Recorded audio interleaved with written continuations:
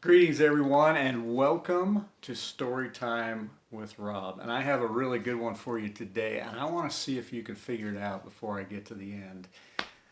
With it being October, I figured we got to have a ghost story in here, right? So I'm going to get you prepped up for Halloween with this story because this is a true ghost story, and I hope you enjoy it. And it's a great part of American history, which I think you'll enjoy. So buckle up and get a nice toasty blanket, wrap yourself up, turn down the lights, and listen to this story. This is the kind of story that ought to be saved for a campfire or a cold, rainy night. Remember that when you pass it along, Sarah was an heiress, a woman with money, lots of it.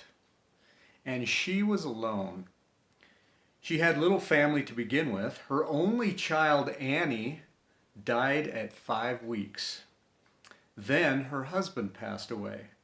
And Sarah, the society belle of New Haven, Connecticut, was without anyone. The year was 1884. Sarah had her $20 million inheritance and her additional income of $1,000 a day. Think about that, 1884, $1,000 a day, not to mention the 20 million. A woman childless, a woman with only memories of love, the money seemed little comfort indeed. 16 years before the turn of the century, Sarah left New Haven and moved across the continent to San Jose, California. She bought an 8-room farmhouse from a doctor named Caldwell. It was there that Sarah would live alone until she died. What happened during those mysterious 38 years is the rest of the story. Immediately after purchasing her farmhouse, Sarah bought 160 surrounding acres. Then she called in a team of 16 carpenters and started to work.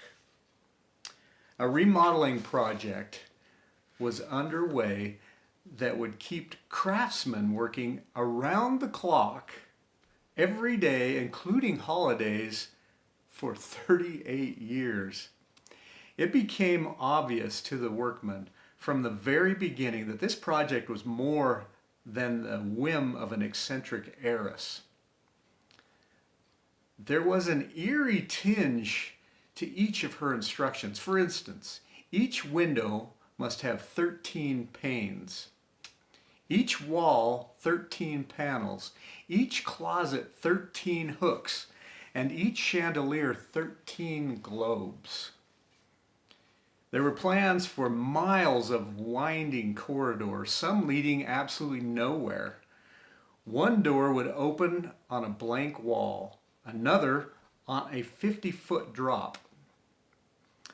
One set of stairs would lead into a closed ceiling. Peculiar and chilling designs like the spider web and the pentagram were everywhere. There would be rooms riddled with trapdoors and an infinity of secret passageways, and one particular blue room to be entered only by the widow Sarah. It was obvious from the very beginning that this was to be more than an estate of oddities for a restless recluse. It was to be an occult cathedral, a home for the dead. In a short while, a bell tower was erected, and every night, exactly at midnight, a trusted servant would descend into an underground labyrinth and make the only passageway connection to the tower. Then he'd ring the solitary bell to call in the spirits. And Sarah would enter the blue room at 2 a.m. precisely. The servant would ring the bell again, bidding the ghosts to return to their graves. and on every night for 38 years. Construction of this poltergeist palace did not end until at last Sarah had died. At 85 years old, by that time the house had spread over 6 acres of the estate and 160 rooms, 10,000 windows, 467 doors, 52 skylights, 47 fireplaces, 40 stairways, 13 bathrooms, and 6 kitchens later. While Sarah was alive, her carpenters and servants never saw the mistress as anything but a slight, veiled figure, not even 5 feet tall. She must have seemed a ghost herself, flitting about this monstrous, peopleless mansion.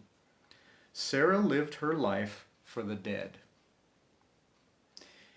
If you ever in San Jose, you can take a tour of that house, but only by day.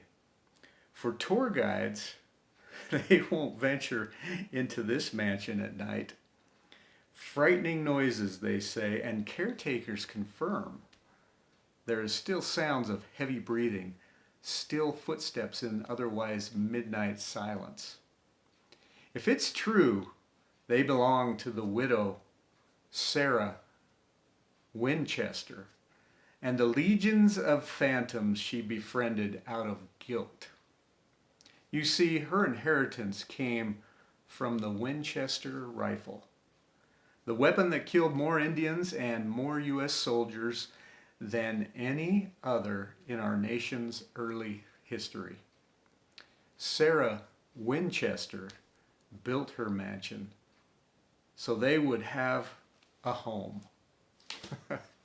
And now you know the rest of the story. And so I did a little bit of research and I actually looked this place up. It is pretty cool. You can actually go there and tour this place. Check it out, the picture of the house. Pretty cool.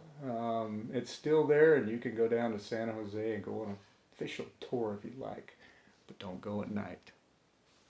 And until tomorrow, be safe.